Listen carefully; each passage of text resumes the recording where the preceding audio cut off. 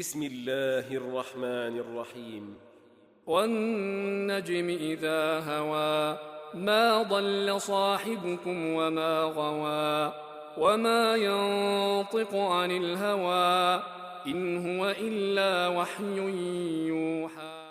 അസ്സലാമു അലൈക്കും വറഹ്മത്തുള്ളാഹി വബറകാതുഹു. ബിസ്മില്ലാഹിർ റഹ്മാനിർ റഹീം. അൽഹംദുലില്ലാഹി റബ്ബിൽ ആലമീൻ. വസ്സലാത്തു വസ്സലാമു അലാ റസൂലിഹിൽ അമീൻ വഅലാ ആലിഹി വഅസ്ഹാബിഹി അജ്മഈൻ. അമ്മാ ബഅദ്. സൂറത്തുൻ നിസാ നമ്മൾ പരിശോധിക്കുമ്പോൾ അതിലെ വളരെ പ്രധാനപ്പെട്ട കുറേ നിയമങ്ങൾ അനന്തരാവകാശ സ്വത്തിൻ്റെ ഓഹരിവെപ്പുമായി ബന്ധപ്പെട്ടതാണ്. പ്രത്യേകിച്ചും നബി സല്ലല്ലാഹു അലൈഹി വസല്ലമയുടെ കാലത്ത് അന്ന് ജീവിച്ചിരുന്ന സമൂഹത്തെ സംബന്ധിച്ചിടത്തോളം വളരെ വിപ്ലവകരമായ, അവർക്കൊരു പക്ഷെ ഉൾക്കൊള്ളാൻ കഴിയാതിരുന്ന ചില നിയമങ്ങളും ആ കൂട്ടത്തിൽ ഉണ്ടായിരുന്നു. ജാബിർ റളിയല്ലാഹു അൻഹുവിൽ നിന്ന് റിപ്പോർട്ട് ചെയ്യപ്പെടുന്ന ഒരു ഹദീസിൽ നമുക്ക് കാണാം, ജാബിർ റളിയല്ലാഹു അൻഹു സുഖമില്ലാതെ കിടന്നു. അദ്ദേഹത്തിൻ്റെ രോഗം വളരെ തീവ്രമായിരുന്നതുകൊണ്ട് അദ്ദേഹത്തെ സന്ദർശിക്കാൻ വേണ്ടി റസൂലുള്ളാഹി സ്വല്ലല്ലാഹു അലൈഹി വസല്ലമ ചെന്നപ്പോൾ ജാബിർ റളിയല്ലാഹു അൻഹു റസൂലുള്ളാഹി സ്വല്ലല്ലാഹു അലൈഹി വസല്ലമയോട് ചോദിക്കുന്നുണ്ട്, പ്രവാചകരെ, ഞാൻ മരിച്ചു പോവുകയാണെങ്കിൽ എൻ്റെ സ്വത്തിൻ്റെ കാര്യത്തിൽ അങ്ങ് എന്താണ് എന്നെ ഉപദേശിക്കുന്നത്? ആ സ്വത്ത് ഞാൻ എങ്ങനെയാണ് ഓഹരി വെക്കേണ്ടത്? എൻ്റെ ബന്ധുക്കൾക്കിടയിൽ, എൻ്റെ അനന്തരഗാമികൾക്കിടയിൽ അതെങ്ങനെയാണ് വീതിച്ചു കൊടുക്കേണ്ടത് എന്ന് ജാബിർ റളിയല്ലാഹു അൻഹു ചോദിക്കുന്നത് നമുക്ക് ഒരു നിവേദനത്തിൽ കാണാൻ കഴിയും. ഇവിടെ അനന്തരാവകാശ നിയമങ്ങൾ അവതരിപ്പിക്കപ്പെട്ടിട്ടില്ല, ഇസ്ലാം ക്രമാനുഗതമായിട്ടാണ് പൂർത്തീകരിക്കപ്പെട്ടത് എന്ന് നമുക്കറിയാം. അവിടെ നിലവിലുണ്ടായിരുന്ന, ജാഹിലിയ കാലത്ത് നിലവിലുണ്ടായിരുന്ന അനന്തരാവകാശ സ്വത്തുമായി ബന്ധപ്പെട്ട നിയമങ്ങൾ തന്നെയാണ് പിന്തുടരപ്പെട്ടിരുന്നത്. അതിൽ ഒരു ഇടപെടലായി, അതിലൊരു തിരുത്തായി ഇനി മുതൽ ആ നിയമങ്ങൾ നിങ്ങൾ പിന്തുടരരുത്, പഴയ സമ്പ്രദായങ്ങൾ നിങ്ങൾ അനുവർത്തിക്കരുത്, നിങ്ങൾക്ക് വേണ്ടി വിശ്വാസികൾ എന്ന നിലയിൽ സർവ്വലോക രക്ഷിതാവായ അള്ളാഹു ഇതാ പുതിയ നിയമങ്ങൾ അവതരിപ്പിച്ചിരിക്കുന്നു എന്ന് പറഞ്ഞുകൊണ്ട് അനന്തരാവകാശ സ്വത്ത് ഓഹരി വെക്കുന്ന രീതിയുമായി ബന്ധപ്പെട്ട വചനങ്ങൾ പരിശുദ്ധ ഖുർആനിലെ സൂറത്തുൻ നിസായിൽ അവതരിപ്പിക്കപ്പെട്ടത് ആ സമയത്താണ് എന്ന് ജാബിർ റളിയല്ലാഹു അൻഹു പറയുന്നുണ്ട്. അപ്പോൾ റസൂലുള്ളാഹി സ്വല്ലല്ലാഹു അലൈഹി വസല്ലമ ഖുർആനിലെ വചനങ്ങൾ എനിക്ക് ഓതി തന്നു. യൂസിക്കുമുല്ലാഹു ഫി ഔലാദിക്കും ലിദ്ദക്കരി മിസ്ലു ഹല്ലിൽ ഉൻസയൈൻ എന്ന് തുടങ്ങുന്ന പരിശുദ്ധ ഖുർആനിലെ വചനങ്ങൾ സൂറത്തുൻ നിസായിലെ 11-ാമത്തെ വചനമാണിത്. അഊദു ബില്ലാഹി മിനശ് ശൈത്വാനിർ റജീം. ബിസ്മില്ലാഹിർ റഹ്മാനിർ റഹീം. യൂസിക്കുമുല്ലാഹു ഫീ ഔലാദിക്കും ലിദ്ദക്കരി മിസ്ലു ഹദ്ദിൽ ഉൻസയൈൻ. فإن كن نساء فوق اثنتين فلهن ثلثا ما ترك وإن كانت واحدة فلها النصف ولأبويه لكل واحد منهما السدس مما ترك إن كان له ولد فإن لم يكن له ولد وورثه أبواه فلأمه الثلث فإن كان له إخوة فلأمه السدس من بعد وصية يوصي بها أو دين. آباؤكم وأبناؤكم لا تدرون أيهم أقرب لكم نفعا فريضة من الله إن الله كان عليما حكيما. ഈ വചനത്തിലും ഖുർആനിലെ തൊട്ടടുത്ത വചനത്തിലും അനന്തരാവകാശ നിയമങ്ങൾ വളരെ കൃത്യമായി, വളരെ വിശദമായി, ഒരുപക്ഷെ വേറെ ഒരു മതഗ്രന്ഥത്തിലും നിയമഗ്രന്ഥത്തിലും നമ്മൾക്ക് കാണാൻ കഴിയാത്തത്ര വിശദാംശങ്ങളോടുകൂടി അന്യൂനമായ ഒരു അനന്തരാവകാശ പരികൽപ്പന പരിശുദ്ധ ഖുർആൻ ഈ വചനങ്ങളിൽ മുന്നോട്ട് വെക്കുന്നുണ്ട്. അവിടെ നിങ്ങളുടെ മക്കളുടെ കാര്യത്തിൽ അള്ളാഹു നിങ്ങൾക്ക് ഉപദേശം നൽകുന്നു. ആൺമക്കൾക്കും പെൺമക്കൾക്കുമുള്ള ഓഹരി എങ്ങനെയായിരിക്കണമെന്ന കാര്യത്തിലുള്ള ഉപദേശമാണ്, മാർഗദർശനമാണ് അള്ളാഹു നിങ്ങൾക്ക് നൽകുന്നത്. നിങ്ങൾ 2 പെൺമക്കൾക്ക് കൊടുക്കുന്ന ഓഹരി 1 ആൺമകന് കൊടുക്കണം എന്ന് പറഞ്ഞുകൊണ്ടാണ് പരിശുദ്ധ ഖുർആൻ ഇത് ആരംഭിക്കുന്നത്. അനന്തരാവകാശ നിയമങ്ങൾ വിശദമായി ചർച്ച ചെയ്യാനുള്ള ഒരു എപ്പിസോഡല്ല ഇതിൻ്റെ ഒരു സന്ദർഭം ഏതാണ്, ഏതൊക്കെ സാഹചര്യത്തിൽ എങ്ങനെയൊക്കെയാണ് ഓഹരി വെക്കേണ്ടത്, ആൺകുട്ടികൾക്ക് എത്രയാണ്, പെൺകുട്ടികൾക്ക് എത്രയാണ്, ഭാര്യയ്ക്ക് എത്രയാണ്, മാതാപിതാക്കൾക്ക് എത്രയാണ്, ഇത് ഓരോ സന്ദർഭത്തിനും സാഹചര്യത്തിനും അനുസരിച്ച് നിയമങ്ങളുണ്ട്. ഈ നിയമങ്ങൾ പരിശുദ്ധ ഖുർആനിലെ ഈ സൂക്തങ്ങളിൽ നിന്ന് തന്നെയാണ് നിർദ്ധരിക്കപ്പെടുന്നത്. പക്ഷെ ഞാനിവിടെ സൂചിപ്പിക്കുന്നത്, സാധാരണ നിലക്ക് ഒരു പിതാവ് മരിക്കുമ്പോൾ ആ പിതാവിന് ആൺമക്കളും പെൺമക്കളും ഉണ്ടെങ്കിൽ ആൺമക്കളുടെയും പെൺമക്കളുടെയും ഓഹരിയിലുള്ള വ്യത്യാസമാണ് പരിശുദ്ധ ഖുർആൻ ഇവിടെ സൂചിപ്പിക്കുന്നത്. ഇവിടെ നമ്മളുടെ കാലത്ത് നമ്മൾക്ക് പലപ്പോഴും ഇതുമായി ബന്ധപ്പെട്ട് നമ്മളുടെ മനസ്സിലേക്ക് പെട്ടെന്ന് വരിക ആണിൻ്റെയും പെണ്ണിൻ്റെയും ഓഹരിയിലുള്ള ഈ വ്യത്യാസമായിരിക്കും. ഈ വ്യത്യാസത്തിന് ഇസ്ലാമിൻ്റെ സാമ്പത്തിക ദർശനത്തെ അതിൻ്റെ സമഗ്രതയിൽ നോക്കുമ്പോൾ ആ വ്യത്യാസത്തിൻ്റെ കാരണങ്ങൾ നമ്മൾക്ക് മനസ്സിലാവും. കാരണം സാമ്പത്തികമായ ചെലവുകൾ മുഴുവൻ, ഉത്തരവാദിത്തങ്ങൾ മുഴുവൻ പുരുഷനെയാണ് ഇസ്ലാം ഏൽപ്പിക്കുന്നത്. സ്ത്രീക്ക് സ്വത്ത് സമ്പാദിക്കാം, സ്ത്രീക്ക് എത്ര സ്വത്തും ഓൺ ചെയ്യാം, സ്ത്രീക്ക് സ്വത്ത് ഇൻഹെറിറ്റ് ചെയ്യാം. പക്ഷേ ഫൈനാൻഷ്യലായ ഒബ്ലിഗേഷനുകൾ, റെസ്പോൺസിബിലിറ്റികൾ ഇസ്ലാം എപ്പോഴും പുരുഷനെയാണ് ഏൽപ്പിക്കുന്നത്. പെണ്ണിനെ സംബന്ധിച്ചിടത്തോളം പെണ്ണിൻ്റെ കയ്യിലുള്ള സ്വത്ത് സമ്പത്ത് ചെലവഴിക്കേണ്ട നിർബന്ധിതമായൊരു സാഹചര്യവും ഒരു ഇസ്ലാമിക കുടുംബക്രമത്തിൽ, സാമ്പത്തിക ക്രമത്തിൽ കടന്നു വരുന്നില്ല. അതുകൊണ്ട് തന്നെ ആണിന് കൂടുതൽ ഉത്തരവാദിത്തങ്ങളുണ്ട്, ചെലവഴിക്കാൻ കൂടുതൽ ഉത്തരവാദിത്തങ്ങളുണ്ട് എന്ന നിലക്കാണ് പുരുഷന് പെണ്ണിനേക്കാൾ അല്പം കൂടുതലായി നൽകുന്നത് എന്ന് പൊതുവിൽ ഇതുമായി ബന്ധപ്പെട്ട വിശദാംശങ്ങളിൽ നിന്ന് നമുക്ക് വായിച്ചെടുക്കാൻ കഴിയുന്നതാണ്.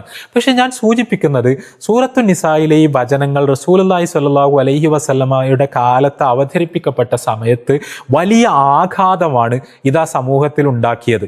അതിൻ്റെ കാരണം വളരെ വ്യത്യസ്തമായിരുന്നു. നമ്മൾക്ക് തഫ്സീറുകൾ പരിശോധിച്ചാൽ മതി, പ്രത്യേകിച്ചും ആദ്യകാല തഫ്സീറുകൾ, നമ്മൾ ഇമാം ത്വബരിയുടെയൊക്കെ തഫ്സീറുകൾ പരിശോധിച്ചാൽ, ഈ ത്വബരിയുടെ തഫ്സീർ നമ്മൾ പരിശോധിച്ചാൽ ഇതുമായി ബന്ധപ്പെട്ട കുറേയധികം നിവേദനങ്ങൾ അദ്ദേഹം സമാഹരിച്ചതും രേഖപ്പെടുത്തിയതും നമുക്ക് കാണാൻ കഴിയും. അതെന്തായിരുന്നു എന്ന് ചോദിച്ചാൽ, ഈ വചനം അവതരിപ്പിക്കപ്പെട്ട സമയത്ത് പല സ്വഹാബിമാരും റസൂലുള്ളാഹി സ്വല്ലല്ലാഹു അലൈഹി വസല്ലമയുടെ അടുത്തേക്ക് വരികയാണ്, അല്ലെങ്കിൽ ആ നാട്ടിലെ പല മനുഷ്യരും അത്ഭുതത്തോടു കൂടി പ്രവാചകൻ സ്വല്ലല്ലാഹു അലൈഹി വസല്ലമയെ സമീപിക്കുകയാണ്. ഇതെന്ത് നിയമമാണ് പ്രവാചകരെ? പെണ്ണിന് എന്തിനാണ് ഓഹരി കൊടുക്കുന്നത്? അതാണ് അവരുടെ ചോദ്യം. പെണ്ണിന് എന്തിനാണ് ഓഹരി കൊടുക്കുന്നത്? പെണ്ണിന് ഓഹരി കൊടുക്കുക എന്ന് പറഞ്ഞാൽ അനന്തരാവകാശ സ്വത്തിൽ നിന്ന് സ്ത്രീകൾക്ക് അവകാശം കൊടുക്കുക എന്ന് പറഞ്ഞാൽ അവരെ സംബന്ധിച്ചിടത്തോളം കേട്ടുകേൾവിയില്ലാത്ത കാര്യമായിരുന്നു. തഫ്സീർ നിവേദനങ്ങളിൽ നമുക്ക് കാണാം, ഈ ആയത്തിനെ വിശദീകരിക്കുന്നിടത്ത് അവരൊക്കെ പറയുന്നുണ്ട്, ജാഹിലിയ കാലത്ത് അത് മക്കയിലാണെങ്കിലും മദീനയിലാണെങ്കിലും ഒക്കെ അവരുടെ സമ്പ്രദായം ആണിന് മാത്രമാണ് അനന്തരാവകാശം ഉണ്ടായിരുന്നത്. ആണ് എന്ന് പറഞ്ഞാൽ അതും മുതിർന്ന പുരുഷന്മാർക്ക് മാത്രമാണ് അനന്തരാവകാശം ഉണ്ടായിരുന്നത്. യുദ്ധത്തിൽ പങ്കെടുക്കാൻ കഴിയുന്ന, നമ്മൾക്കറിയാലോ അന്നത്തെ കാലഘട്ടത്തിൽ ഒരു കുടുംബത്തിൽ ഒരു പുരുഷന്റെ ഉത്തരവാദിത്വം എന്ന് പറഞ്ഞാൽ അത് യുദ്ധം ചെയ്യുക എന്ന് പറയുന്നത് ആണിനെ സംബന്ധിച്ചിടത്തോളം അവന്റെ ഏറ്റവും പ്രധാനപ്പെട്ട ഒരു ജെൻഡർ റോളാണ്. കുടുംബത്തെ സംരക്ഷിക്കുവാൻ, കുടുംബത്തിന് വേണ്ടി പോരാടാൻ ഇറങ്ങുന്നത്, അല്ലെങ്കിൽ ഗോത്രത്തിന് വേണ്ടി പോരാടാൻ ഇറങ്ങുന്നത്. അന്നത്തെ കാലഘട്ടത്തിൽ ധനാഗമനത്തിന്റെ, സാമ്പത്തിക സമാഹരണ വലിയൊരു മാർഗമാണ് യുദ്ധങ്ങൾ. അപ്പോ 2 ഗോത്രങ്ങൾ തമ്മിലുള്ള യുദ്ധത്തിൽ ഗോത്രത്തിന് വേണ്ടി യുദ്ധത്തിന് പുറപ്പെട്ടു പോകുന്ന ആൾ, അയാളാണ് ശരിക്കും സമ്പത്തിന്റെ സ്രോതസ്. അയാളാണ് കുടുംബത്തെ സംരക്ഷിക്കുന്നത്, അയാളാണ് ഗോത്രത്തെ സംരക്ഷിക്കുന്നത്. അയാൾ യുദ്ധം ചെയ്യാനും അയാൾക്ക് പണം ആവശ്യമുണ്ട്, അയാൾക്ക് ആയുധങ്ങൾ വാങ്ങാൻ പണം ആവശ്യമുണ്ട്, വാഹനങ്ങൾ വാങ്ങാൻ പണം ആവശ്യമുണ്ട്. അയാളിലൂടെയാണ് പിന്നെയും പിന്നെയും സമ്പത്ത് പെരുകിക്കൊണ്ടിരിക്കുന്നത്. അപ്പോ അയാൾക്ക് മാത്രമല്ലേ അനന്തര സ്വത്തിൽ അവകാശമുള്ളൂ എന്ന ചോദ്യമാണ് അവർ ഉയർത്തുന്നത്. അവരുടെ നാട്ടിലെ സമ്പ്രദായം അങ്ങനെയായിരുന്നു. യുദ്ധം ചെയ്യാൻ കഴിയുന്ന, യുദ്ധത്തിന് പോകാൻ കഴിയുന്ന, ആ അർത്ഥത്തിൽ പ്രായപൂർത്തിയായ പുരുഷന്മാർക്ക് മാത്രം അനന്തരാവകാശം കൊടുക്കുക. നമ്മൾ ആലോചിച്ച് നോക്കുക, കുട്ടികൾക്ക് അനന്തരാവകാശം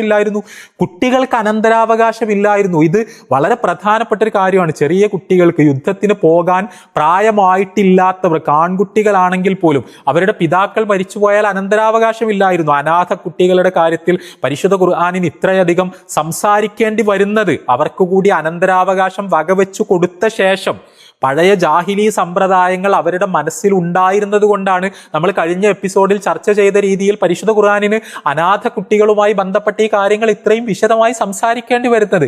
അവിടെ ഈ മുതിർന്ന പുരുഷന്മാർക്ക് മാത്രം അനന്തരാവകാശം. നമ്മൾ ആലോചിച്ച് നോക്കുക, എത്ര സമ്പന്നനായ മനുഷ്യനാണെങ്കിലും അയാൾ മരണപ്പെട്ടു പോയാൽ അയാളുടെ ഭാര്യയ്ക്ക് അനന്തരാവകാശമില്ല, അയാളുടെ പെൺമക്കൾക്ക് അനന്തരാവകാശമില്ല. ആ അനന്തര സ്വത്ത് മുഴുവൻ ആ വീട്ടിലെ മുതിർന്ന സ്വന്തം നിലയിൽ കാര്യം കൈയാളാൻ പ്രാപ്തി വന്ന പുരുഷന്മാരെ എടുത്തുകൊണ്ടുപോവുകയാണ്.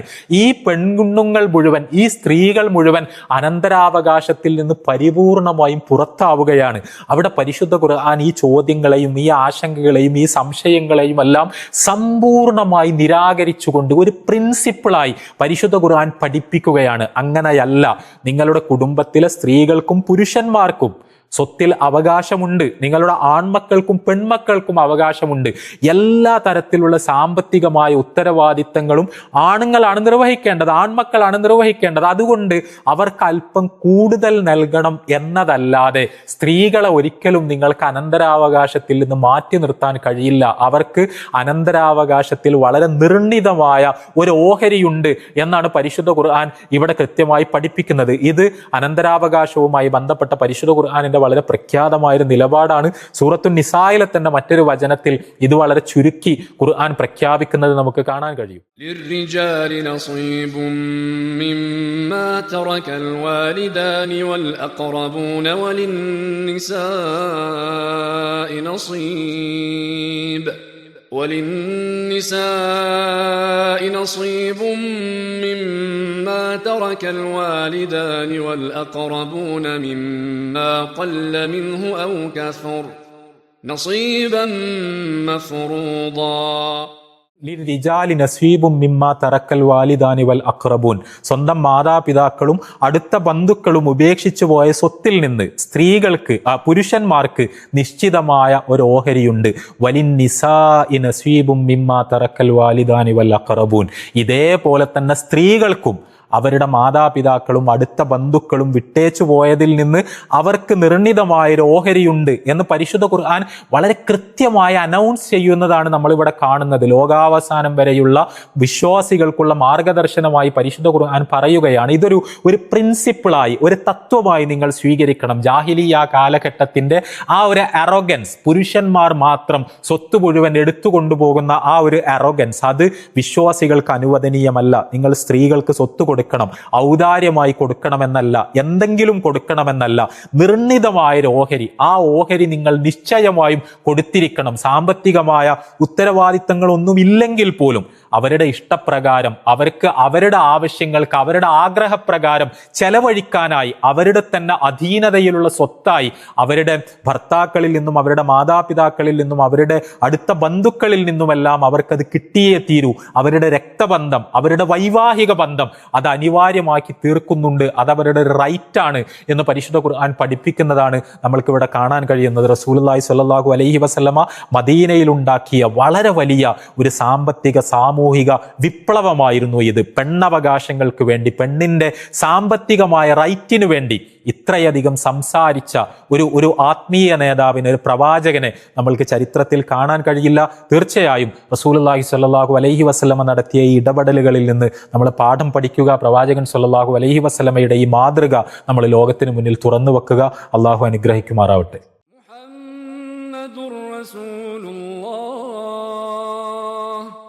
والذين معه أشداء على الكفار رحماء